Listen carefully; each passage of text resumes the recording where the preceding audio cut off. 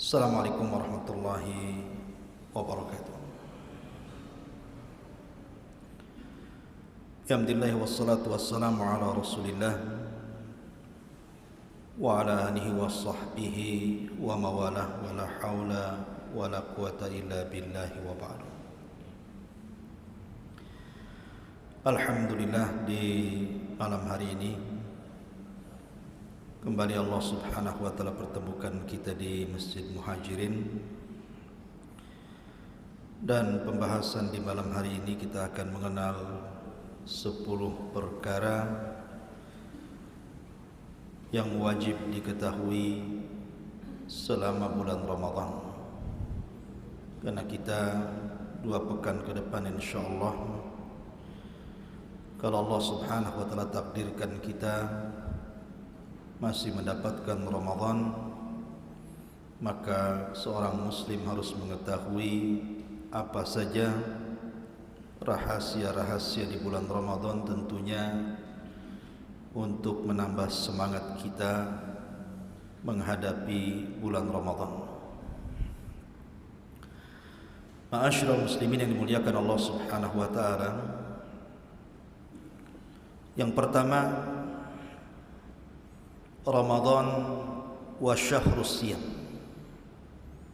Ramadan dan bulannya orang yang banyak berpuasa. Di dalam Al-Qur'anul Karim Allah Subhanahu wa taala berfirman,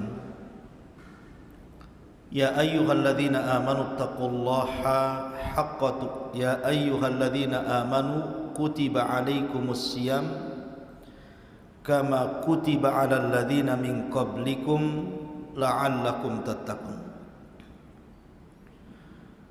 Wahai orang-orang yang beriman, panggilan dalam Al-Qur'an itu hanya ada 2. Pertama, ya ayyuhan nas, dan yang kedua, ya ayyuhalladzina amanu. Wahai manusia dan wahai orang-orang yang beriman. Di dalam ayat ini Allah subhanahu wa ta'ala mengatakan ya ayyuhalladzina amanu. Apa bedanya? Kalau ya ayyuhan nas itu umumnya mencakup seluruh manusia, baik mukmin ataupun kafir. Dan biasanya panggilan yang umum ya ayyuhan nas itu sifatnya makkiyah, maksudnya turun sebelum hijrah Nabi, dan biasanya perintah setelahnya adalah bicara tauhid. Beda dengan ya ayyuhalladzina amanu, wahai orang-orang yang beriman, itu umumnya madaniyah, ayat yang turun di kota Madinah, dan biasanya perintah setelahnya bicara tentang hukum, tentang sholat, puasa, zakat, dan begitu seterusnya. Maka dalam ayat ini Allah subhanahu wa ta'ala mengatakan ya ayyuhalladzina amanu, wahai orang-orang yang beriman. Artinya khitab di sini khusus, tidak kepada semua orang, hanya untuk orang-orang yang sudah menerima Islam, orang-orang yang beriman. Maka siapapun yang merasa beriman hendaklah terpanggil dengan ayat ini. Ya ayyuhalladzina amanu kutiba alaikumus siyam. Kalimat kutiba itu artinya diwajibkan.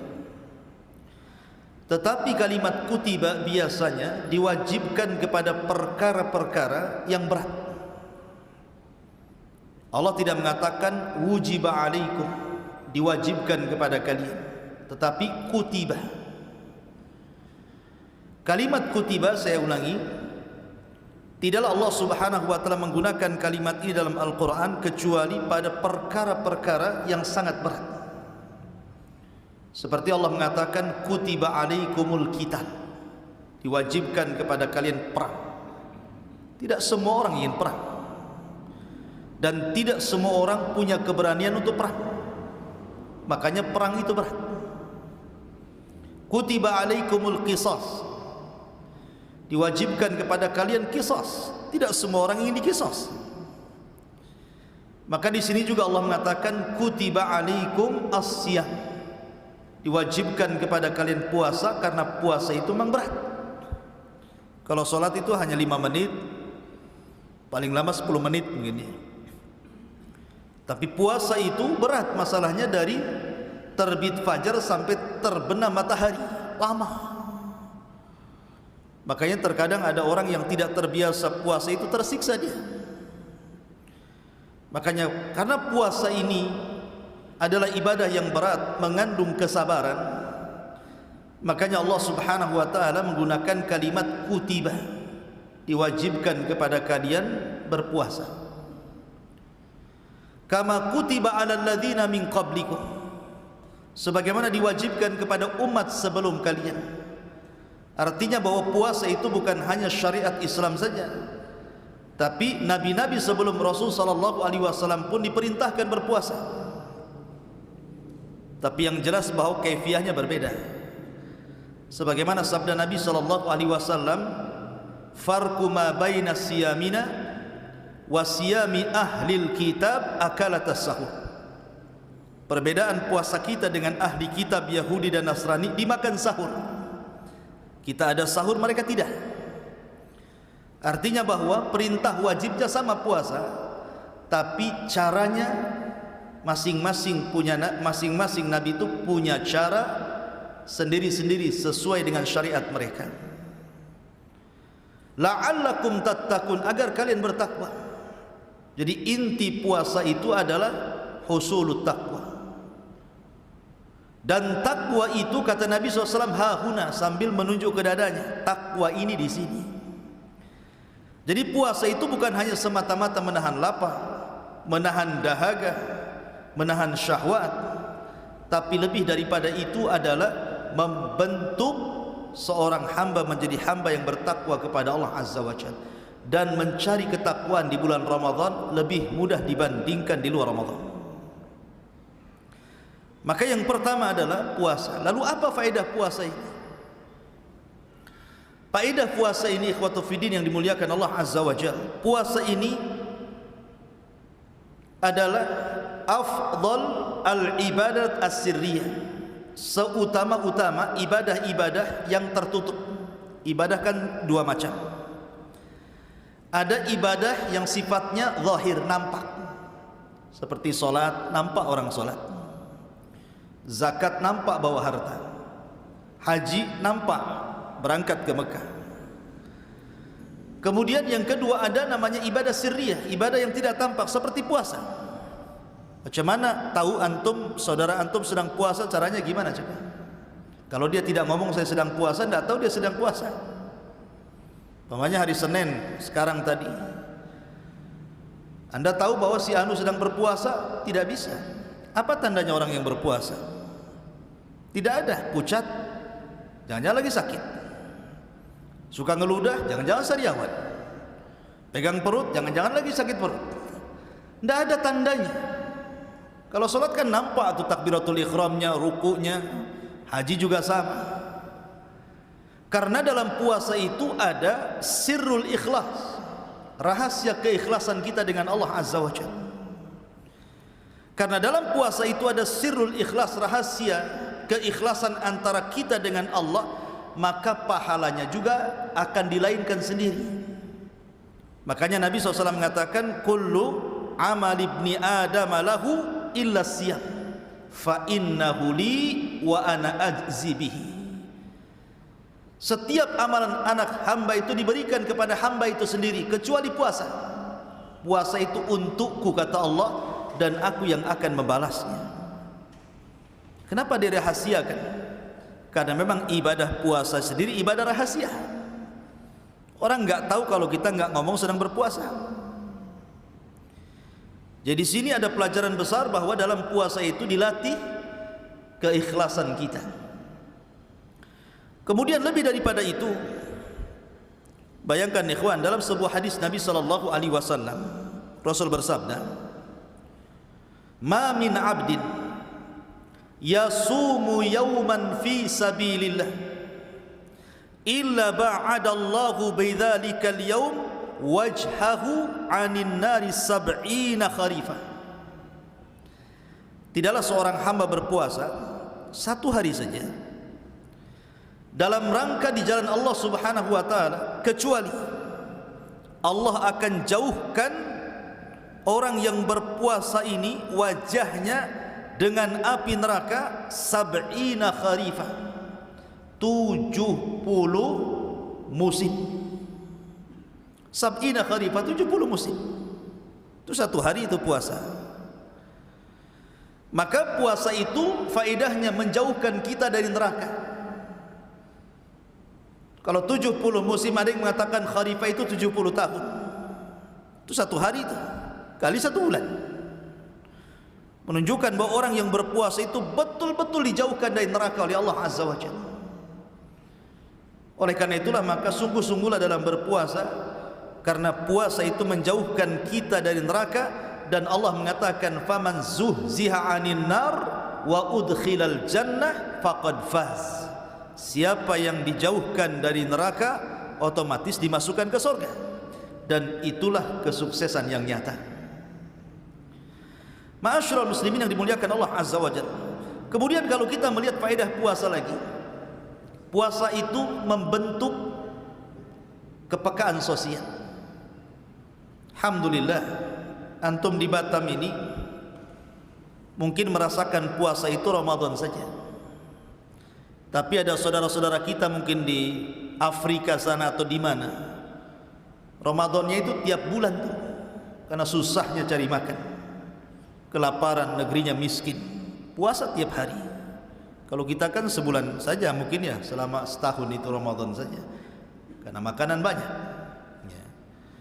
Artinya ada di antara hamba-hamba Allah Subhanahu wa taala yang mengalami puasa terus-menerus, kelaparan. Maka puasa itu membentuk kita supaya kita merasakan apa yang mereka rasakan. Ali radhiyallahu anhu suatu ketika bernazar, ketika salah seorang putranya sakit, kalau tidak Hasan, Husain. Nazarnya, kalau Allah Subhanahu wa taala sembuhkan penyakit Hasan ataupun Husain, maka saya akan berpuasa 3 hari berturut-turut. Itu nazarnya Ali radhiyallahu anhu. Maka ketika kemudian Allah takdirkan sembuh nih putranya ini, maka Ali pun kemudian memulai melaksanakan nazarnya, berpuasa di hari pertama. Fatimah radhiyallahu anha ketika itu memang kesulitan ekonomi, akhirnya bekerja kepada seorang Yahudi, membuatkan makanan untuk orang Yahudi. Kemudian setelah dia bekerja tentu dapat imbalan. Lah imbalannya ini kemudian digunakan untuk membuat makanan, untuk berbuka, makanan yang lezat, makanan yang enak untuk dia dan suami yang sedang berpuasa. Ketika datang waktu iftar, tiba-tiba kemudian pintunya diketuk. Pas dibuka, rupanya seorang miskin yang sedang kelaparan. Maka Fatimah memberitahu Ali radhiyallahu anhu bahwa di pintu ada orang miskin yang kelaparan. Bagaimana ini? Kata Ali radhiyallahu anhu, bagaimana kalau kita berikan makanan lezat yang untuk iftar kita ini kepada dia? Akhirnya kemudian diberikan kepada orang miskin itu. Sementara Ali dan Fatimah hanya memakan aswadan, kurma kering dan air putih. Kemudian keesokan harinya berpuasa lagi dan Fatimah bekerja lagi kepada seorang Yahudi itu. Kemudian dikasih imbalan, kemudian dibelikan makanan lagi yang lezat untuk iftar nanti sore. Ketika datang waktu iftar, rupanya diketuk lagi pintunya. Pas dibuka, rupanya anak yatim sedang kelaparan. Kata Ali radhiyallahu anhu, bagaimana kalau makan nanti kita berikan kepada anak yatim itu? Kata Fatimah, enggak apa-apa. Akhirnya diberikan kepada anak yatim itu. Terpaksa Ali dan Fatimah memakan aswadan lagi, kurma kering dan air putih. Kemudian hari ketiga terulang lagi. Yang mengetuk pintu rupanya tawanan Badar, orang kafir, lapar dia. Maka yang harusnya kemudian untuk iftar yang ketiga ini makan lezat, rupanya ada tawanan perang yang sedang lapar. Kata Ali, ya sudah, kita kasihkan makanan itu untuk dia. Ali kembali memakan aswadan, tamar, kurma kering dan air putih. Subhanallah, 3 hari berturut-turut. Dari mana kita tahu kisah ini? Kisah ini menjadikan turun Al-Quran. Kisah Ali ini menjadikan sebab turun Al-Quran dalam surah Al-Insan. Allah Subhanahu wa taala mengatakan, yufuna bin nadri wa yakhafuna yawman kana syarruhu mustatira wa yut'imuna ta'ama ala hubbihi miskinan wa yatiman wa asira innama nut'imukum liwajhillah la nuridu minkum jazaan wala syukura inna nakhafu min rabbina yawman abusan qamtarira ila akhiril ayat. Mereka pun memenuhi nadarnya, maksudnya Ali radhiyallahu an dan Fatimah, dan takut akan suatu hari yang azabnya merata di mana-mana. Dan mereka pun memberikan makanan yang disukainya kepada siapa? Pertama, miskinan, kepada orang miskin di hari pertama. Wa yatiman, hari kedua anak yatim. Wa asira, hari ketiga orang yang ditawan. Sambil berkata, sesungguhnya kami memberikan makan kepadamu hanyalah karena mengharap keridhaan Allah, kami tidak mengharap balasan dan terima kasih dari kamu. Sungguh kami takut azab pada hari ketika orang berwajah masam dipenuhi kesulitan. Lihat kisah ini, menjadikan orang peka jadinya kan. Ali radhiyallahu anhu puasa dari pagi sampai sore, dia merasakan lapar. Ketika melihat anak yatim, melihat orang miskin, melihat tawanan perang yang kelaparan, akhirnya apa? Wa yu'thiruna ala anfusihim walau kana bihim khasasa. Diberikan kepada orang lain walaupun dia sendiri susah. Jadi puasa itu mengajarkan kita kepekaan sosial. Kalau seandainya kemudian orang itu berpuasa tapi bakhil, berarti tidak mengajarkan puasanya kepada kedermawanan. Padahal Nabi SAW kalau datang puasa itu dikatakan oleh Aisyah radhiyallahu anha, kana ajwadun nas. Rasul itu orang paling dermawannya manusia ketika datang Ramadan itu. Luar biasa ya. Ini yang pertama, Ramadan dan puasa, dan banyak lagi nanti kita tambah-tambah. Yang kedua, Ramadan itu ikhwan adalah kesempatan kita untuk mampu melawan musuh-musuh kita. Musuh manusia itu ada 3. Pertama hawa nafsu, yang kedua syaitan, dan yang ketiga al-a'da, musuh-musuh dari luar seperti munafik, orang-orang kafir. 3-tiganya bisa dikalahkan di bulan Ramadan, dan itu susah dikalahkan di luar Ramadan. Yang pertama hawa nafsu. Hawa nafsu bisa dikalahkan dengan puasa. Hawa nafsu bisa dikalahkan dengan puasa. Wa nahan nafsa 'anil hawa fa innal jannata hiyal ma'wa. Kenapa hawa nafsu bisa dikalahkan dengan puasa? Perhatikan hadis Rasul. Rasul sallallahu alaihi wasallam bersabda, ya ma'syaras sabab, man istata'a minkumul ba'ah falyatazawwaj fa innahu aghaddu lil basari wa ahsanu lil faraji. Wahai anak muda, kalau kalian sanggup menikah, menikahlah, karena itu bisa menundukkan pandangan dan menjaga kemaluan. Faman lam yastati', kata Rasul, tapi kalau tidak bisa, fa'alaikum bisyam, maka wajib kalian untuk puasa. Kenapa? Fa innalahu wija, karena puasa itu benteng, benteng kita dengan hawa nafsu. Kemudian juga kalau kita melihat macam-macam hawa nafsu, yang paling bahaya itu kan 4. Hawa nafsu yang paling bahaya itu 4. Pertama, kasratul akli, banyak makan. Yang kedua, ya termasuk kasratul akli wasyurbi, banyak makan dan minum. Yang kedua, kasratul kalam, banyak bicara. Yang ketiga, kasratul manam, banyak tidur. Yang keempat, kasratu mukhalatatin nas, banyak bergaul dengan manusia. Ini sebab hawa nafsu terbesar. Pertama, banyak makan dan minum. Karena kalau orang terlampau kenyang, makan dan minum tidak dijaga sama sekali, maka dia akan malas untuk ibadah. Orang yang banyak makan, apalagi hobi kuliner gitu ya, ini akan menyulitkan orang untuk ibadah. Dan Ramadan mengurangi itu, mengurangi makan minum. Gimana mau makan minum? Ditahan, tidak boleh makan minum. Dari pagi sampai sore tak boleh makan minum. Yang kedua, banyak bicara. Karena orang yang banyak bicara itu banyak salahnya biasanya. Orang kalau banyak bicara itu mesti banyak keplesetnya. Kalau banyak keplesetnya, banyak dosanya. Kalau banyak dosanya, pasti neraka tempatnya, kan itu. Lah ketika puasa, orang malas bicara. Coba saja orang puasa, saya aja ceramah siang-siang udah kehausan, malas orang bicara itu.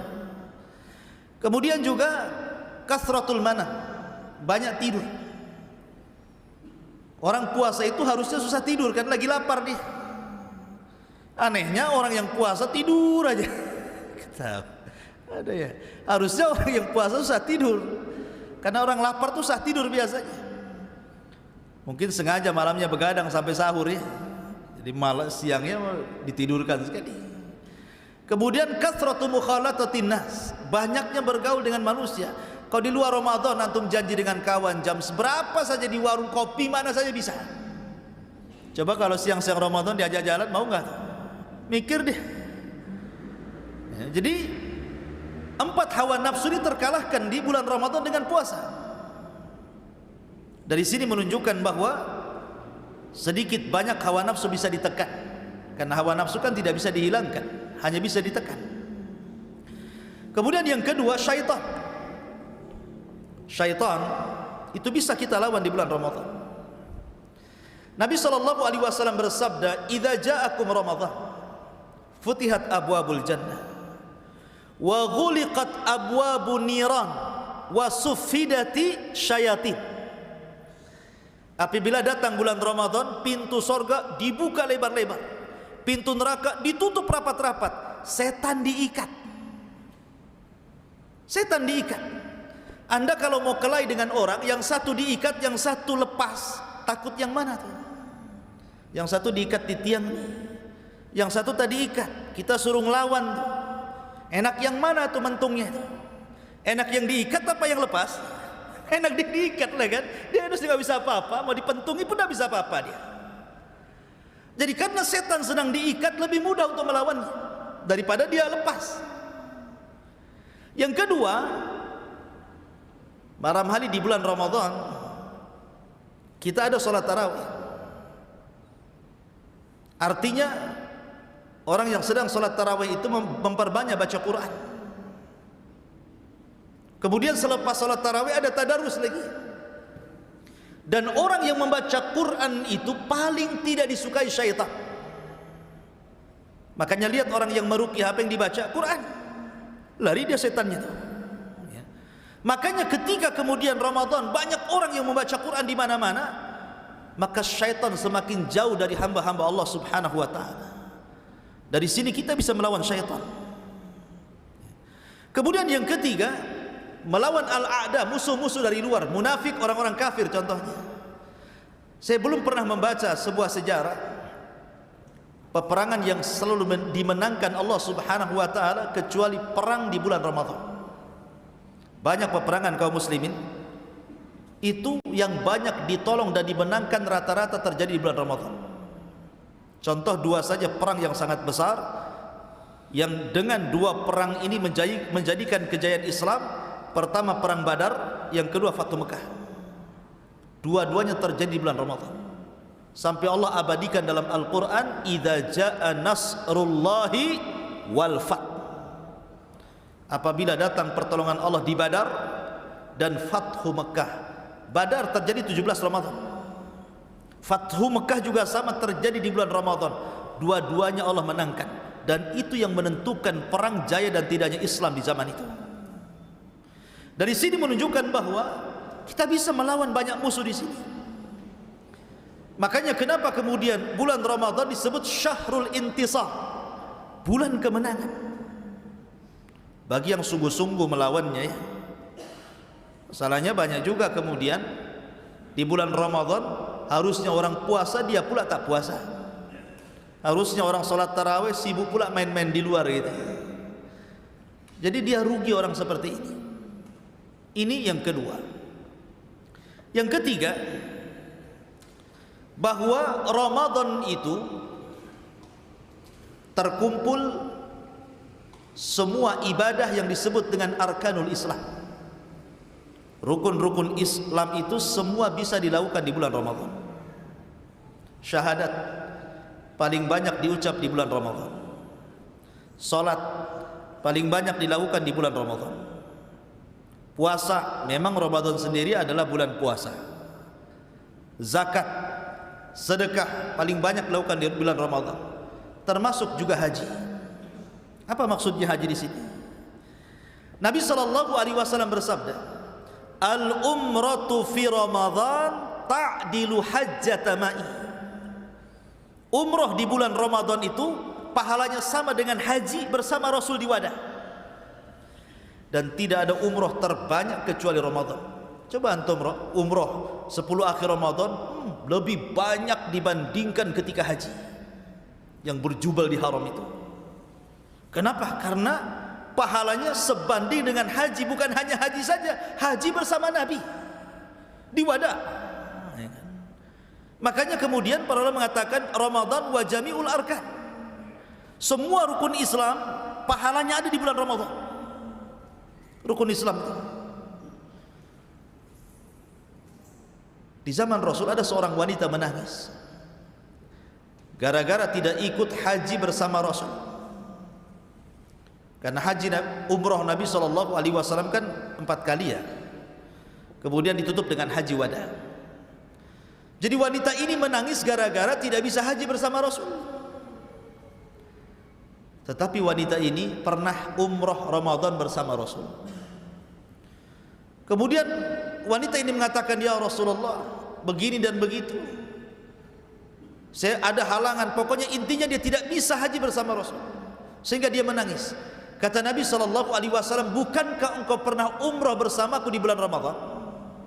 Kata wanita ini, "Ya." Dari sinilah sebab Rasul mengatakan, "Al-umratu fi Ramadan ta'dilu hajjata ma'i." Umrah di bulan Ramadan sebanding dengan haji bersamaku. Luar biasa. Ma'asyiral muslimin yang dimuliakan Allah Azza wa Jalla. Kemudian yang keempat. Yang keempat. Hah? Yang keempat aja lah. Biar banyak. Yang keempat, Ramadan dengan mustajabu doa. Dengan mudahnya dikabulkan doa. Perhatikan ikhwatu fiddin muliakan Allah Azza wa Jalla, ayat Al-Baqarah ayat 187. "Wa idza sa'alaka ibadi anni fa inni qarib. Ujibu da'watad da'i idza da'an falyastajibu li wal yu'minu bi la'allahum yarshudun." Dan apabila hamba-hambaku bertanya kepadamu wahai Muhammad tentang aku, maka sesungguhnya aku dekat. Aku kabulkan permohonan orang yang berdoa apabila dia berdoa kepadaku. Maka hendaklah mereka memenuhi perintahku dan beriman kepadaku agar mereka mendapatkan petunjuk. Ayat ini jawaban dari pertanyaan seorang sahabat kepada Rasul. Sahabat ini mengatakan, "Ya Rasulullah, Arabbuna qaribun am ba'id?" Rasul, Rabb kita ini jauh apa dekat sih sebenarnya? Rabb kita ini jauh apa dekat? Idza kana qarib fanunaji wa idza kana ba'id fanunadi. Kalau memang Rabb kita dekat, maka kita tinggal bisik-bisik saja. Tapi kalau Rabb kita jauh, kita tinggal memanggilnya. Jadi yang benar mana, kita ini berdoa bisik-bisik ataukah kita panggil dengan keras-keras? Maka turun ayat ini. Wa idza sa'alaka ibadi anni fa inni qarib. Muhammad, kalau ada hamba-hambaku bertanya soal diriku, katakan aku dekat. Aku tidak jauh, enggak perlu teriak-teriak doa itu. Aku ini dekat. Akulah yang mengabulkan setiap orang yang berdoa kepadaku. Perhatikan posisi Al-Baqarah 187 ini. Posisi surah Al-Baqarah 187 ini terapit di antara ayat puasa. Sebelum ayat 187 ini bicara tentang puasa, setelahnya bicara tentang puasa, dan dia berada di tengah-tengah. Coba perhatikan kalau antum buka mushaf 184. Ya ayyuhalladzina amanu kutiba alaikumusiyam kama kutiba alal ladzina min qablikum la'allakum tattaqun, sampai 186. Syahrul Ramadan alladzi unzila fihil Qur'an. Baru setelah 186, 187-nya wa idza sa'alaka ibadi tadi. Apabila hambaku bertanya soal aku, katakan aku dekat. 188-nya uhillat lakum lailatas siyam ar-rafathu ila nisaikum. Dihalalkan kepada kalian malam bagi orang yang berpuasa boleh melakukan hubungan suami istri. Artinya ayat tentang kedekatan Allah itu diapit dengan ayat-ayat Ramadan, baik sebelum atau sesudahnya. Apa faedahnya? Menunjukkan bahwa kedekatan Allah di bulan Ramadan lebih dekat dengan hambanya dibandingkan di luar Ramadan. Dan pengabulan doa Allah Subhanahu wa taala kepada hamba-hambanya di bulan Ramadan lebih mustajab dibandingkan di luar Ramadan. Karena Ramadan bulan suci. Makanya kenapa Ramadan itu bulan doa? Terutama di 3 waktu, kata para ulama. Memang Ramadan itu mau siang mau malam itu ibadah. Siangnya kita puasa, mustajab doa. Malamnya qiyamul lail, qiraatul Quran, mustajab doa. Tetapi kata para ulama, ada 3 waktu penting di bulan Ramadan, jangan pernah ditinggalkan untuk doa. Pertama, Rasul mengatakan lis-shaimi da'watun la turad. Bagi orang yang berpuasa ada tempat doa yang tidak mungkin dibantah Allah. Kapan itu? Inda fitrihi, menjelang berbuka. 5 menit, 10 menit menjelang berbuka, itu waktu mustajab itu. Dan Nabi SAW bersabda, lillahi utaqa'u minan nar fi kulli lailatin min Ramadan. Allah Subhanahu wa taala setiap malam di bulan Ramadan itu memerdekakan hamba-hambanya dari api neraka. Dan itu dimulai saat berbuka. Kapan Allah membebaskan hamba-hambanya dari api neraka di malam hari? Itu dimulai saat berbuka. Dari situlah para ulama menasihati kita, kalau anda hendak berdoa menjelang berbuka, itu doa yang paling baik, mintalah itkun minan nar. Minta supaya kita dibebaskan dari neraka. Ya Allah, bebaskan saya dari neraka. Ya Allah, bebaskan istri saya dari neraka. Ya Allah, bebaskan orang tua saya dari neraka. Ya Allah, bebaskan anak saya, semua yang saya cintai dari neraka. Itu doa terbaik ketika menjelang berbuka itu. Karena itu waktu Allah membebaskan kita dari api neraka. Coba bayangkan kalau seandainya Allah takdirkan di antara kita yang dibebaskan dari api neraka, maka selamanya dia tidak mungkin masuk neraka. Karena sudah dicatat. Ya. Yang kedua, sepertiga malam. Nabi SAW mengatakan, yanzilu rabbuna ila sama'i dunya fi kulli thuluthil lailil akhir wa dhalika kulla lailatin. Faqala Allah azza wa jal, man yad'uni fa astajiba lah, wa man yas'aluni fa u'tiyah, wa man yastaghfiruni fa aghfira lah. Allah itu turun pada sepertiga malam akhir, dan itu setiap malam. Kemudian Allah berfirman, siapa yang berdoa ku kabulkan, siapa yang meminta ku beri permintaannya, siapa yang minta ampun pasti ku ampuni dosa-dosanya. Dan orang yang berpuasa di bulan Ramadan, saya yakin pasti setiap sepertiga malam bangun. Tidak mungkin tidak bangun. Kalau nggak bangun nggak sahur lah. Karena sahur itu waktunya di sepertiga malam. Mulai jam 2 sampai subuh gitu kan. Itu kan sepertiga malam tuh. Artinya bahwa kalau Anda di malam-malam biasa selain Ramadan lah ya, untuk bangun sepertiga malam itu tidak bisa kecuali karena kebelet kencing. Dingin, kebelet kencing gitu ya, baru bangun, masuk kamar mandi, balik lagi ke kamar. Tapi kalau Ramadan, walaupun kita tidak bangun, pasti ada yang bangunkan. Apalagi di desa ada obrok-obrok gitu kan. Biasanya kan anak-anak kecil itu biasanya tangtong nggak jelas itu, nggak bangun pun dibangunkan. Coba masjid-masjid teriak-teriak sahur sahur. Apalagi ada itu pakai lagu pula kan gitu. Nggak bangun pun dibangunkan. Coba nikmatnya gimana kita lah. Artinya ketika kita diberikan kesempatan bangun di sepertiga malam, dan itu setiap malam, di situ Allah memberikan kesempatan loh. Siapa yang berdoa dikabulkan, siapa yang meminta diberi, siapa yang minta ampun diampuni. Cobalah waktu sahur itu entah 5 menit 10 menit, apa susahnya angkat tangan ke langit, minta supaya diampuni dosa-dosanya. Mintalah, terserah apa permintaan kita. Itu waktu mustajab itu. Ini yang kedua. Yang ketiga, ba'da salatil fajri ila tulu'is syamsi, selepas subuh sampai terbit matahari meninggi 1 tombak. Itu waktu berkah. Rasul bersabda, Allahumma barik li ummati fi bukuriha. Ya Allah, berkahi umatku di waktu paginya. Itu waktu berkah, ikhwan. Makanya kata para ulama, siapa yang tidur setelah subuh sampai lewat terbit matahari, tidak akan diberkahi hartanya, tidak akan diberkahi keluarganya, tidak akan diberkahi kehidupannya. Padahal berkah itu yang kita cari selama hidup.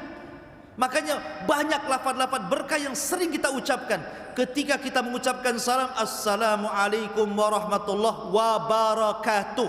Wabarakatuh itu berkah artinya. Kalau Anda biasa kunut subuh umpamanya atau kunut witir, wa barik lana fima a'tait. Ya Allah, berkahi atas apa yang Kau berikan kepada kami. Kalau Anda datang kepada orang yang menikah, selesai akad, barakallahu lakuma wa baraka alaikuma wa jama'a bainakuma fi khairin. Semoga Allah berkahi kalian berdua. Berkah doa itu. Tidak usah dirinci semoga banyak anaknya, tidak perlu. Karena belum tentu banyak anak itu berkah. Berapa banyak yang punya anak 10-10-10-nya jadi penjahat, nggak berkah. Banyak harta nggak berkah. Yang kita perlu itu keberkahan. Makanya Ayub alaihi salatu wassalam, ketika dia baru disembuhkan dari penyakitnya itu, 18 tahun penyakitnya itu, dia sabar. Ketika dia mandi, disembuhkan penyakitnya betul-betul. Dikembalikan kesehatannya, dikembalikan masa mudanya, dikembalikan anak-anaknya, dikembalikan hartanya. Akhirnya Ayub kaya lagi, anaknya banyak lagi, badannya sehat lagi. Mandilah Ayub di sungai. Setelah mandi di sungai, ternyata turun hujan. Bukan hujan air, rupanya hujan itu belalang emas. Jaradun minadz dzahab. Belalang, hujan belalang, emas semua. Coba bayangkan, emas turun dari langit berupa belalang. Sama Ayub dikutip-kutip itu emas-emas itu. Ketika itu Allah mengatakan, ya Ayub, tidakkah cukup nikmat yang sudah kuberikan kepadamu? Sudah kukembalikan lagi kesehatanmu, sudah kukembalikan hartamu, anak-anakmu, kebunmu, pembantumu. Masih kurang cukup kamu Ayub? Lihat jawab Ayub, bala ya Rabb, walakin la ghina li am barakatik. Ini jawaban Ayub. Bala ya Rabb, walakin la ghina am barakatik. Ya wahai Rabb, cukup, tetapi aku tidak pernah cukup dengan berkahmu. Jadi sedekah Ayub, benar kata Ayub, kita ini mencari berkah di dunia ini. Apa yang antum cari? Berkah. Maka Abdurrahman bin Auf radhiyallahu an ketika dipersaudarakan dengan Sa'd bin Rabi, kemudian hendak dibagi rumahnya, dibagi kebunnya, istri-istrinya mau dibagi. Tapi Abdurrahman mengatakan, barakallahu fi ahlika wa malik, dullani ala suq. Semoga Allah berkahi dirimu, keluargamu, hartamu, saya tidak perlu. Tunjukkan aku ke pasar. Ketika kita mendoakan orang lain dengan berkah, maknanya doa itu kembali kepada orang yang berdoa. Maka Abdurrahman pun masuk pasar, selang beberapa waktu sukses dia dagangnya. Akhirnya menjadi orang yang paling kaya di kota Madinah dan yang paling berkah hartanya. Maka berkah itu sesuatu yang kita cari. Lah di bulan Ramadan ada waktu berkah. Maka jangan pernah tidur selepas subuh sampai terbit matahari. Bahkan kalau kita biasakan di bulan Ramadan, sabda Nabi SAW, barang siapa yang salat subuh berjamaah kemudian tidak beranjak dari tempatnya, dia berzikir, dia baca Quran sampai terbit matahari, biarkan meninggi satu tombak, lakukan salat syuruk 2 rakaat, kata Rasul, pahalanya kahajjati wal umrati taman-taman, persis seperti haji dan umrah sempurna. Luar biasa. Maka Ramadan adalah syahrud doa, perbanyak doa. Kemudian yang nomor 5, ma'asyiral muslimin yang dimuliakan Allah Azza wa Jalla, Ramadan bukan hanya itu saja, bukan hanya syahrud doa, tapi Ramadan juga ikhwatu fiddin mengingatkan kita kepada hari akhir. Ketika antum dikumpulkan di padang mahsyar, tidak ada makan, tidak ada minum. Di padang mahsyar itu tidak ada makanan, tidak ada minuman, lapar dan haus. Matahari di atas kepala 1 mil, keringat bercucuran.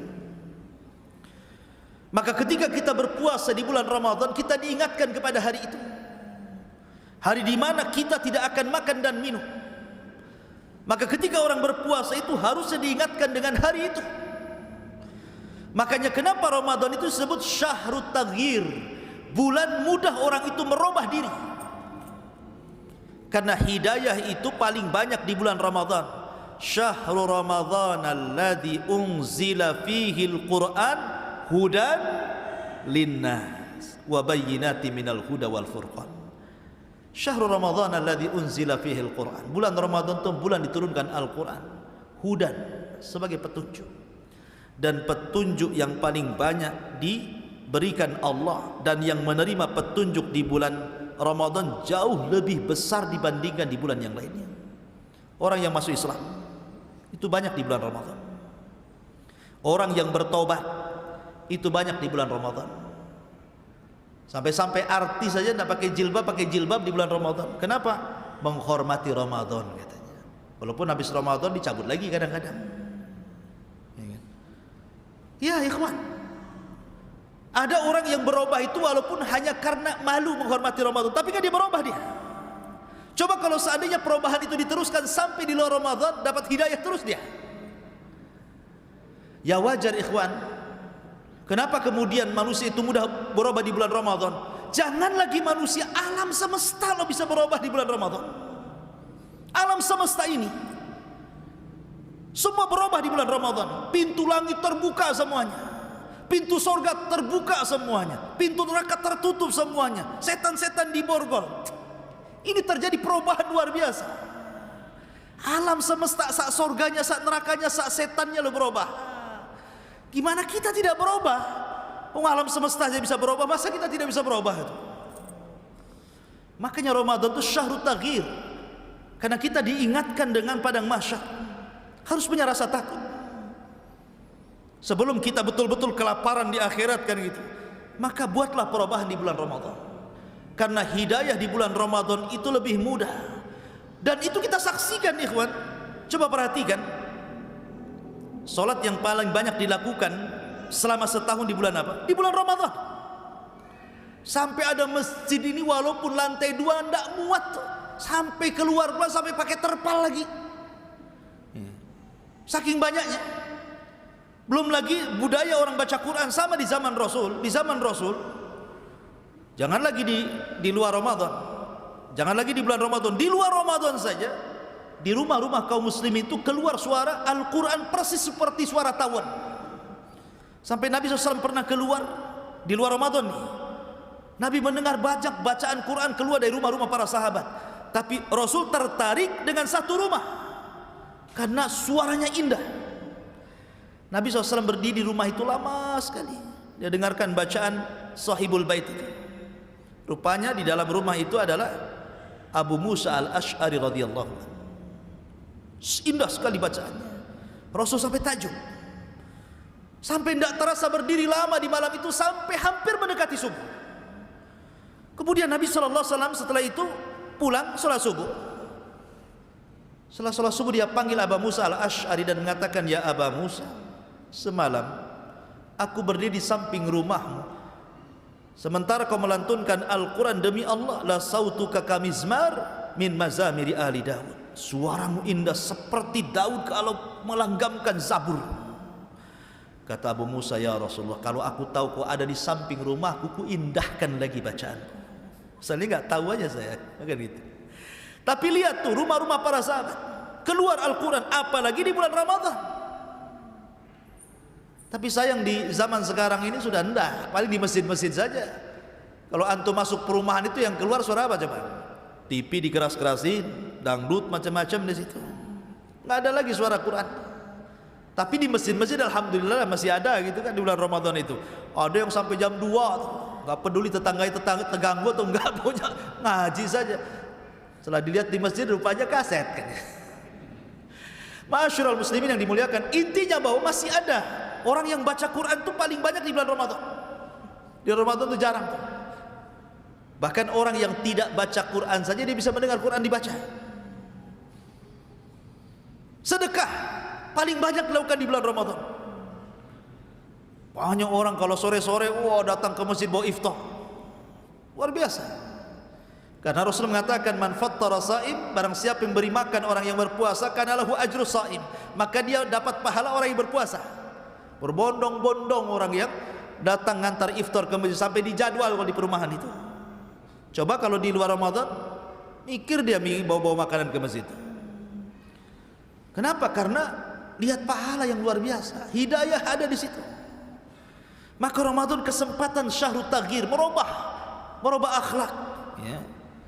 Makanya Ramadan itu madrasah penggemblengan kita ketika di luar Ramadan minimalnya adalah bekas-bekas Ramadannya. Kemudian yang nomor berapa Pak Rasul? Nomor 6. Nomor 6. Hah? Nomor 7, nomor 6 sajalah. Baik. Nomor 6. Ramadan ini ikhwatu fiddin yang dimuliakan Allah Subhanahu wa taala adalah pelajaran besar nih, namanya Ar-Ramadan wal Khawatim. Ramadan itu ada pelajaran besar tentang pentingnya memperhatikan akhir dari kehidupan kita. Karena orang itu bukan dilihat di awal, bukan dilihat di tengah, tapi dilihat di akhir. Al-a'mal bi khawatimiha. Amal itu ditentukan akhirnya. Makanya ada istilah husnul khotimah atau su'ul khotimah. Coba kita perhatikan Ramadan. Ramadan ini kalau kita bagi 3, pakai kaidah taslis bagi 3. 10 awal, 10 tengah, 10 akhir. Mana yang lebih afdal? 10 akhir. Yang paling afdal dari Ramadan itu 10 akhir. Kenapa? Karena di 10 akhir ada Lailatul Qadar, yang tidak ada di 10 awal, 10 tengah.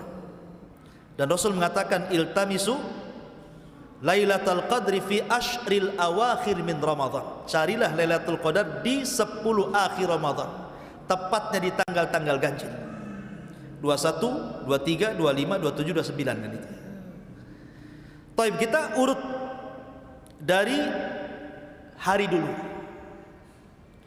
Hari ini satu hari 24 jam itu. Kalau kita urut dari terbit matahari,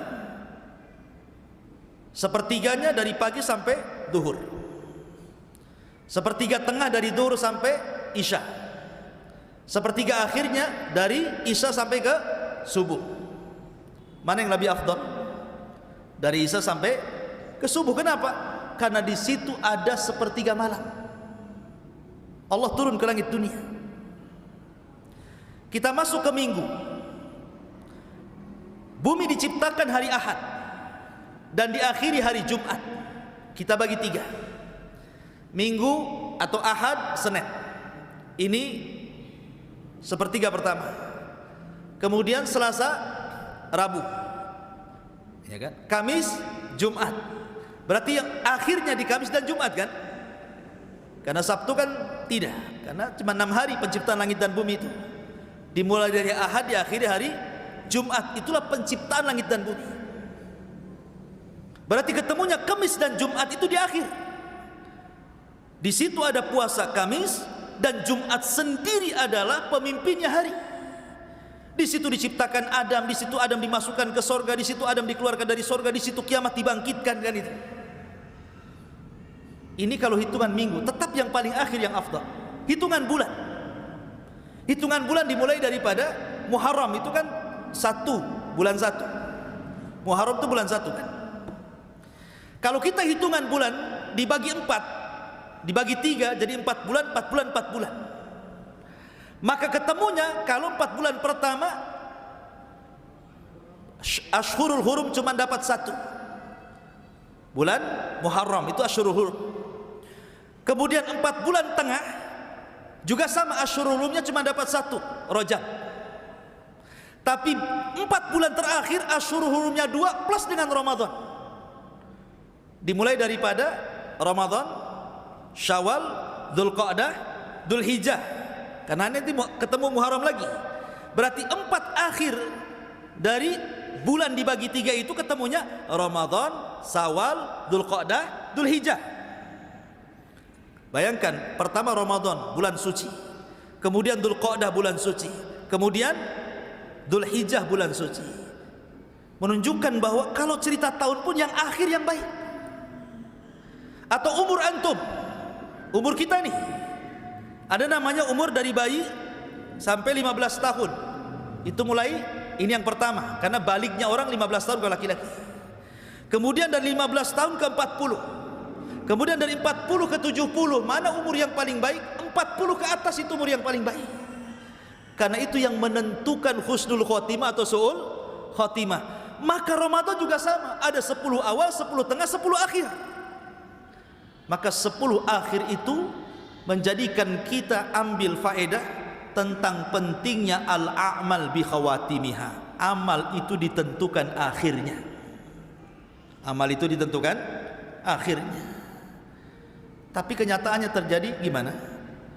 Justru orang-orang di zaman sekarang Ramadan itu ditentukan awalnya. Wah, penuh kalau awal itu. Sandal pun sampai tumpuk-tumpuk tuh. Nah, mulai 10 tengah, mulai itu terpalnya digulung di luar, mulai masuk.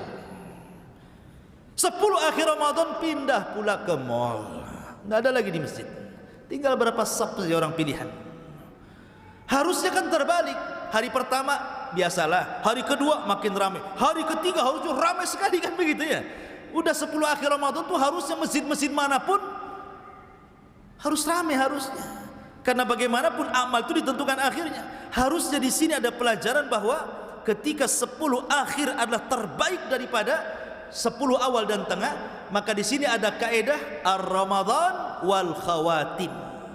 Ada pelajaran bahwa ingat sesuatu yang akhir itu sebagai penentu. Maka Anda yang usianya sudah 40 tahun, hati-hati. Anda itu sedang menentukan nasib antum di dunia. Kalau di usia 40 tahun belum sadar juga, naudzubillah, susah untuk diberikan taufik.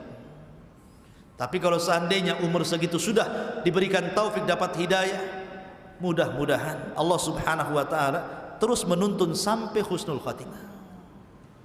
Ma'asyiral muslimin yang dimuliakan Allah Azza wa Jalla, ini yang ke-6, yang ke-7. Ramadan wa syahrul Quran. Ramadan itu adalah bulan Al-Quran. Tadi saya katakan Allah Subhanahu wa taala mengatakan syahrul Ramadan unzila fihil Quran. Bulan Ramadan itu bulan diturunkan Al-Quran. Subhanallah ikhwan. Orang membaca Quran itu 1 huruf saja dapat 10 kebaikan. 1 huruf loh ya. Sementara di bulan Ramadan itu para ulama dulu sampai menghatamkan siangnya sekali, malamnya sekali. Berarti kalau 30 hari berarti sampai 60 kali itu dihatam Quran. Seperti Imam Syafi'i contohnya, atau Imam Bukhari, atau imam yang lainnya. Dan budaya membaca Quran juga alhamdulillah masih ada. Di bulan Ramadan tuh ramai orang baca Quran. Tetapi ya ada yang baca Quran setengah-setengah gitu kan. Ya yang penting baca gitu kan. Ada yang betul-betul ngejar target, memang harus khatam gitu ya. Makanya Imam Malik itu kalau datang bulan Ramadan dia tidak pernah mentahdits. Artinya membuka majelis hadis, tidak. Dia tutup majelisnya, dia ke Quran. Dia baca Quran saja. Kalaupun ada sebagian ulama yang membuka daras, membuka pelajaran, maka yang dibuka tafsir Quran ya. Karena memang Ramadan itu bulannya Al-Quran. Syahrul Ramadan alladzi unzila fihi Al-Quran. Dan Al-Quran itu mengangkat segalanya. Al-Quran itu mengangkat segalanya. Innallaha yarfa'u bihadzal kitaba aqwaman, kata Rasul. Dengan Al-Quran itu terangkat beberapa kaum. Bagaimana tidak ikhwan? Ketika Al-Quran dibawa oleh Jibril, maka Jibril menjadi pemimpin para malaikat. Ketika Jibril menurunkan Al-Quran kepada Nabi SAW, maka Nabi SAW menjadi pemimpin para nabi. Ketika Al-Quran turun di malam Lailatul Qadar, maka malam itu menjadi pemimpin seluruh malam dalam setahun. Ketika Quran turun di bulan Ramadan, maka Ramadan menjadi sayyidus syuhur, pemimpinnya bulan-bulan dalam 12 bulan. Semua terangkat. Jibril terangkat, Rasul terangkat, malam terangkat, bulan terangkat. Luar biasa Quran ini. Coba anda bisa bayangkan kalau seandainya gara-gara Al-Quran Jibril menjadi pemimpin para malaikat, Rasul menjadi pemimpin para nabi dan Rasul, Lailatul Qadar menjadi malam terbaik, bulan Ramadan menjadi bulan terbaik, kemudian Quran masuk di dada-dada antum semuanya. Jadi apa nantinya? Kata Nabi SAW, khairukum man ta'allamal Qur'ana wa 'allamahu. Maka sebaik-baik kalian adalah orang yang belajar Al-Quran dan mengajarkan Al-Quran. Orang itu akan terlahir menjadi baik. Makanya di zaman Nabi SAW kalau Rasul mengutus Sariyah, Sariyah itu pasukan yang tidak dipimpin Nabi. Maka yang pertama kali dites oleh Rasul itu bukan ketangkasan perang, bukan kamu bisa manah enggak, kamu bisa berkuda enggak, kamu bisa menombak enggak, kau sudah bunuh berapa orang, kau sudah perang berapa kali. Tidak. Seleksi untuk menjadi pemimpin perang bukan dari ketangkasan perang. Yang pertama kali ditanya Nabi SAW, kam hafidtum min kitabillah, berapa banyak Al-Quran yang kau hafal? Itu pertanyaan Nabi. Maka pasukan mengatakan, ana hafidtu surat kada wa kada, saya hafal surat ini dan itu wahai Rasul. Yang lain mengatakan saya hafal surat ini. Maka Nabi SAW ketika ada sahabat yang paling banyak hafalannya di antara pasukan, apa kata Rasul? Idzan anta imamuhum, kalau begitu engkau yang pantas memimpin mereka. Jadi barometer di zaman Rasul menjadi pemimpin perang itu bukan karena lihainya dalam siasat dan strategi perang, tapi yang pertama ditentukan berapa banyak hafalanmu Al-Quran itu. Kenapa? Karena kemenangan itu ada di Quran. Kemenangan itu ada di Quran. Maka di zaman Rasul ada sahabat yang paling banyak hafalan Qurannya kemudian dijadikan pemimpin. Peranglah orang ini. Ketika perang namanya pemimpin perang karena dia juga banyak hafalan Qurannya, juga pemimpin sholat. Masalahnya ketika sholat yang dibaca si kulhu lagi. Rekat pertama kulhu, rekat kedua kulhu. Rekat pertama kulhu lagi, rekat kedua kulhu lagi. Jadi sahabat ini heran, orang ini paling banyak hafalannya, kenapa itu terus yang dibaca? Akhirnya protes. Tapi kata pemimpin mereka, kalau kau tidak suka dengan aku menjadi imam gara-gara membaca qul huwallah terus, silakan ambil imam di antara kalian. Tapi mereka tidak mau melanggar perintah Rasul, karena bagaimanapun yang memimpin perang dia pula yang memimpin sholat masalahnya. Akhirnya selepas pulang lapor kepada Rasul, ya Rasul, pemimpin kami ini aneh, sholatnya asyik qul hu terus gitu kan. Akhirnya dipanggil dan mengatakan, apa yang mencegahmu untuk membaca surat yang lain wahai fulan? Maka orang ini mengatakan, karena saya fa inni uhibbuha ya Rasulullah, karena saya suka dengan surat itu. Sama dengan kita suka juga ya. Kenapa? Kata Rasul, karena dalam surat itu terdapat nama-nama Allah yang agung. Qul huwallahu ahad, hus-samad, ya kan? Allah itu kan nama-nama Allah yang agung tuh. Maka Rasul mengatakan, hubbuka iyyaha adkhalakal jannah, kecintaanmu kepada surat ini insya Allah menyebabkan kamu masuk surga, kata Rasulullah. Bahwa Nabi memilih seseorang itu karena Quran. Makanya ketika Amir Mekah datang kepada Umar bin Khattab radhiyallahu anhu di masa beliau menjadi Amirul Mukminin, Umar kaget bagaimana Mekah bisa ditinggal dan menghadap ke Madinah. Sehingga Umar mengatakan, kau tinggal Mekah, siapa yang menggantikan kamu di sana? Kata Amir Mekah ini mengatakan, Abdurrahman ibn Abza, wahai Amirul Mukminin, tenang, ada wakilku namanya Abdurrahman bin Abza, dia yang mewakiliku untuk memerintah kota Mekah.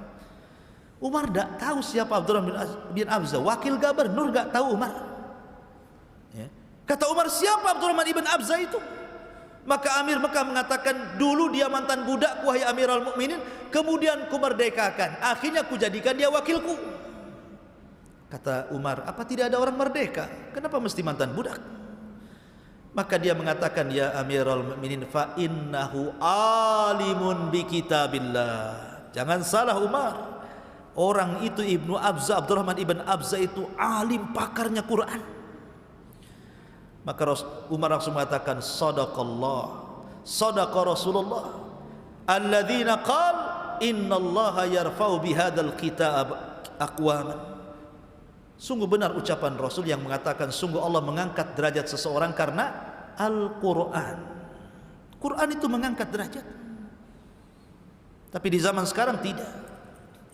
Zaman sekarang ini para penghafal Quran itu sudah tidak dimuliakan. Contoh ringan yang sering saya contohkan kepada antum. Kalau antum punya anak perempuan, dilamar 2 orang, satu hafidul Quran tapi miskin, satu dokter gaji 1 miliar. Kira-kira milih mana tuh? Milih dokter lah, gaji 1 miliar. Ini yang hafal Quran nanti aja lah kalau ada adiknya lagi. Kalau ada adiknya lagi, kan gitu. Enggak lagi.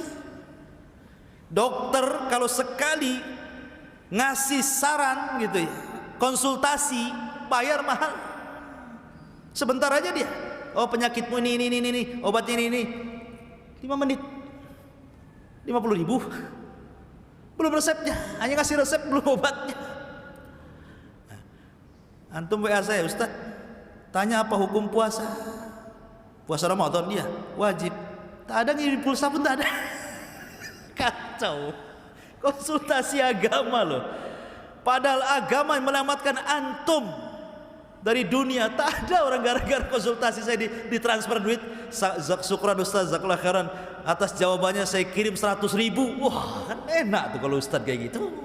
Ini enggak ya. Soal dunia saja bayar mau ngeluarin tuh, tapi akhirnya tak ada. Lihat gaji guru TPQ dengan gaji universitas itu yang ngajar matematika, ngajar apa-apa. Berapa gaji TPQ ini? Pada jelas-jelas ngajar akhirat loh, yang menjadikan orang selamat dunia akhirat. Makanya kalau di zaman dulu betul-betul dimuliakan ulama, agama dimuliakan. Makanya wajar kalau seandainya Allah mengatakan wa qala ar-rasul inna qaumi ittakhadhu hadzal qur'ana mahjura. Berkata Rasul, sesungguhnya kaumku nanti suatu ketika akan meninggalkan Al-Quran sedikit demi sedikit. Harusnya momen Ramadan adalah momen kita mengagungkan Al-Quran kembali, karena itu bulannya Al-Quran. Ini yang nomor 7. Yang nomor 8, bulan Ramadan adalah syahrul maghfir. Bulannya mudah orang itu diampuni dosa. Ibadah vital di bulan Ramadan itu cuma 3. Ibadah pokok di bulan Ramadan itu. Pertama puasa, jelas. Yang kedua tarawih. Yang ketiga Lailatul Qadar. Kalau disebut Ramadan tidak lepas dari 3 perkara ini. Puasa, tarawih, Lailatul Qadar, kan itu. Perhatikan hadis Nabi SAW. Man shoma Ramadanan imanan wahtisaban ghufira lahu ma taqaddama min dhanbi. Man qama Ramadanan imanan wahtisaban ghufira lahu ma taqaddama min dhanbi. Wa man qama lailata qadrin imanan wahtisaban ghufira lahu ma taqaddama min dhanbi. Barang siapa yang berpuasa, dia meyakini kewajibannya, beriman dengan kewajibannya, mengharap pahala Allah, diampuni dosa-dosanya. Barang siapa yang qama Maksudnya qoma di sini salat tarawih. Penuh dengan iman dan mengharap pahala Allah, diampuni dosa-dosanya. Barang siapa yang menghidupkan malam Lailatul Qadar, penuh iman dan mengharap pahala Allah, diampuni dosa-dosanya. Lihat, 3 hadis ini redaksinya hampir mirip. Yang satu bicara tentang puasa, yang satu bicara tentang tarawih, yang satu bicara Lailatul Qadar. Dan semuanya berfaedah mengampuni dosa kita. Makanya Ramadan diambil dari 3 huruf mim, ra, mim, dad. Ramadha yarmadu ramadanan. Kalau tasrifnya seperti itu. Artinya apa? Membakar. Apa yang dibakar? Yang dibakar itu dosa kita. Yarmadu dzunub, kata para ulama. Ramadan itu tempat pembakaran dosa. Dosa kita ini dihapus, makanya Ramadan disebut Ramadan, karena membakar dosa. Makanya sangat aneh kalau seandainya orang masuk di awal Ramadan, kemudian keluar Ramadan, kok satu dosa pun gak diampuni itu loh. Apa ada yang seperti itu? Ada. Makanya Jibril alaihi salatu wassalam, suatu ketika Rasul naik ke atas mimbar. Di mimbar pertama Rasul mengatakan amin, naik ke mimbar kedua Rasul mengatakan amin, naik ke mimbar ketiga Rasul mengatakan amin. Kemudian Rasul berceramah. Kemudian selesai ceramah, sahabat datang, ya Rasul, alama amanta. Rasul, kok ini amin-amin tadi di awal itu apa yang kau doakan? Kata Nabi SAW, ataniya Jibril. Oh, Jibril tadi datang, dia memohon untuk diaminkan 3 doa. Salah satunya ragima anfu rajulin, summa ragima anfu rajulin, summa ragima anfu rajulin adraka Ramadan falam yughfar min dzunubi. Celaka dan binasa, celaka dan binasa, celaka dan binasa.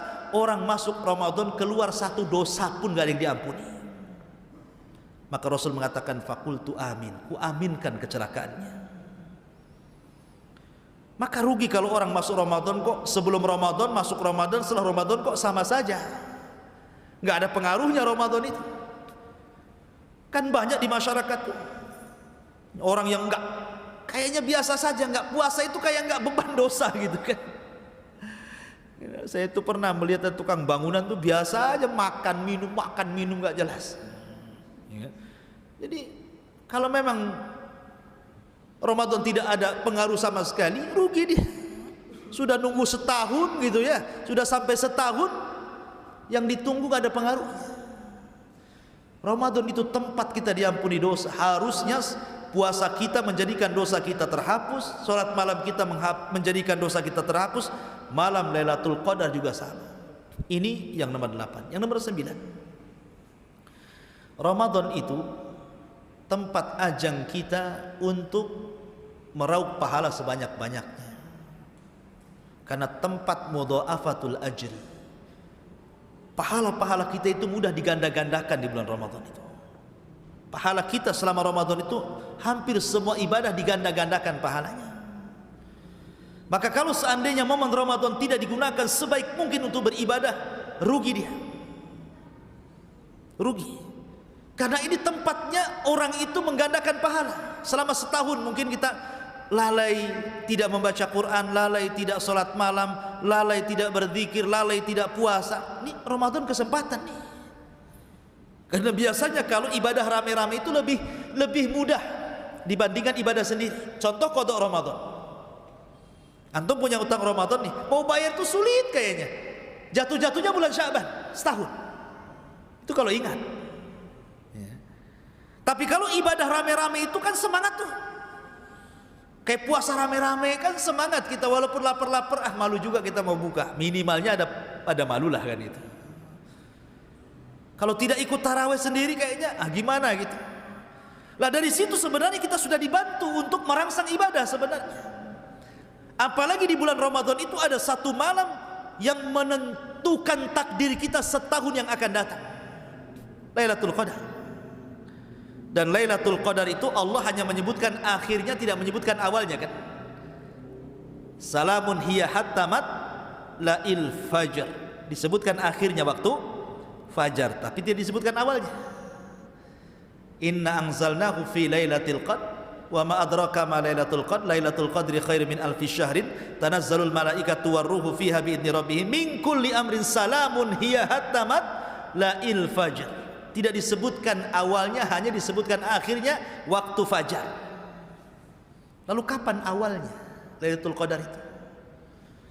Kata para ulama, malam itu terbagi menjadi dua.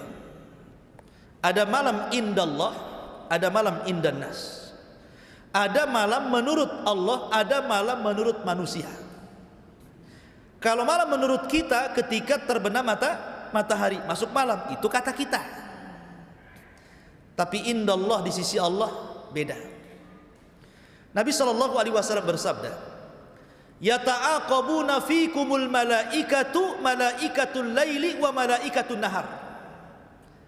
Allah memberikan tugas kepada para malaikat untuk mencatat kebaikan kita itu. Ada malaikat yang sipnya malam hari, ada malaikat yang sipnya siang hari. Ini khusus mencatat kebaikan, beda dengan raqib atid, baik buruk dicatat dia. Tapi malaikat yang ditugaskan ini, yang malam sama yang siang ini khusus mencatat kebaikan saja.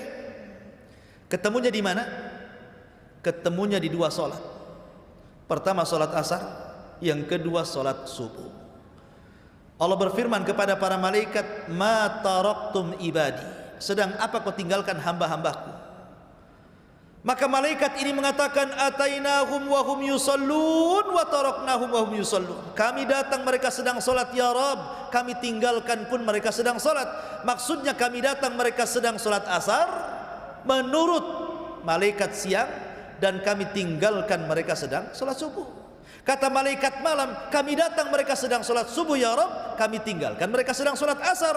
Makanya orang yang menjaga dua solat ini, kata Rasul, man hafadha ala baradaini dakhalal jannah. Siapa yang menjaga dua solat asar dan subuh, dipastikan masuk surga. Jadi Lailatul Qadar itu dimulai waktu asar, diakhiri waktu fajar. Ini Lailatul Qadar. Dan di malam itu, kalau antum bisa menghidupkan satu malam, maka antum mendapatkan pahala seolah-olah antum beribadah 84 tahun, atau bahasa Quran 1000 bulan. Khairun min alfi syahrin. Usia kita loh belum tentu sampai 84 tahun. Banyak orang yang 70 tahun sudah meninggal. Kalau seandainya kita dapat malam Lailatul Qadar satu Ramadan saja, itu sudah membandingi usia kita loh ya. Gimana kalau seandainya usia antum sekarang sudah 40 tahun, kemudian mulai akil balik 15 tahun, sudah berapa lewat tuh Ramadan sama kita itu? Kalau setiap Ramadan antum mendapatkan Lailatul Qadar, kali saja kan begitu ya, 84 tahun kali 30 kali Ramadan, berapa ratus tahun seolah-olah kita punya usia dan kita habiskan untuk ibadah, ikhwan. Luar biasa. Dari sini menunjukkan bahwa sebenarnya walaupun umat ini pendek-pendek usianya, umat dulu panjang-panjang, tapi kita umat yang pendek usia bisa menjangkau panjangnya usia umat dulu dengan cara mendapatkan Lailatul Qadar itu. Maka Ramadan adalah tempat kita untuk meraup pahala sebanyaknya. Kemudian yang terakhir, akhwatu fiddin, muliakan Allah Subhanahu wa taala, Ramadan juga mengajarkan banyak hal, terutama dua sifat yang menjadikan orang masuk surga. Pertama sabar, yang kedua syukur. Dua sifat ini paling banyak Allah memasukkan manusia ke dalam surga karena kesabarannya. Makanya Allah mengatakan apa? Ketika para malaikat menyambut orang yang masuk surga, apa ucapan malaikat? Salamun alaikum bima sobartum fa ni'ma uqbaddar. Keselamatan bagi kalian, wahai penduduk sorga, karena kesabaran kalian. Artinya sabar ini yang paling banyak memasukkan orang ke sorga. Karena malaikat ngomong begitu. Ketika orang masuk sorga, itulah sambutan malaikat. Salamun alaikum bima sobartum, karena kesabaran kalian. Yang kedua syukur. Makanya para nabi itu banyak disifati dengan abdan syakura, hamba yang bersyukur. Dan sabar bisa diraih dengan puasa, sementara syukur bisa diraih dengan qiyamul lail. Mana dalilnya? ketika Nabi SAW sudah menua usianya, kemudian pecah-pecah kakinya. Datang Aisyah radhiyallahu anha, ya Rasulullah, sudahlah, kau sudah tua, tengok kakimu bengkak-bengkak, cukupkan dengan yang wajib-wajib saja, tidak perlu lagi mengerjakan yang sunnah. Kata Nabi SAW, ya Aisyah, afala akuna abdan syakura. Wahai Aisyah, salahkah saya menjadi hamba Allah yang bersyukur? Ketika Aisyah meminta agar Rasul berhenti sholat malam, Rasul mengatakan tidak. Salahkah saya menjadi hamba yang bersyukur? Dari sini menunjukkan bahwa sholat malam itu melahirkan syukur, dan puasa itu melahirkan sabar. Dan sabarnya mencakup 3. Orang puasa itu mencakup 3 kesabaran.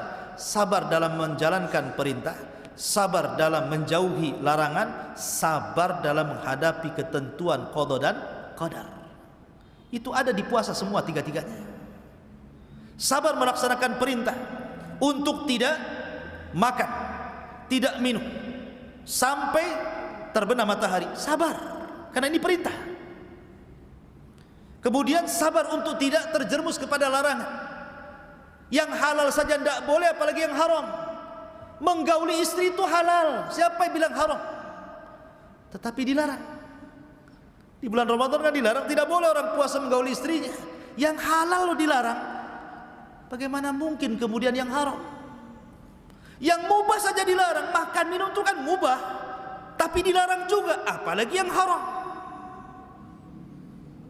Kemudian ketika kita merasakan lapar, haus, itu takdir Allah Azza wa Jalla. Maka 3 kesabaran itu ada dalam puasa. Makanya kenapa puasa itu pahalanya tidak terkira, innama yuwaffas sabiruna ajrahum bighairi hisab, ya. Sesungguhnya pahala bagi orang-orang yang sabar akan diberikan tanpa batas. Makanya puasa itu milikku, kata Allah, aku yang akan mengganjarnya. Begitu juga syukur, ya. Maka 2 sifat ini terkumpul deh, penyabar dan bersyukur. Sabar dengan puasa, syukur dengan qiyam al-lail. Wallahu a'lam, dan banyak lagi faedahnya, tapi sudah jam 9 lebih. Baik, kita buat tanya jawab sebentar saja 5 menit. Kalau ada yang bertanya silahkan.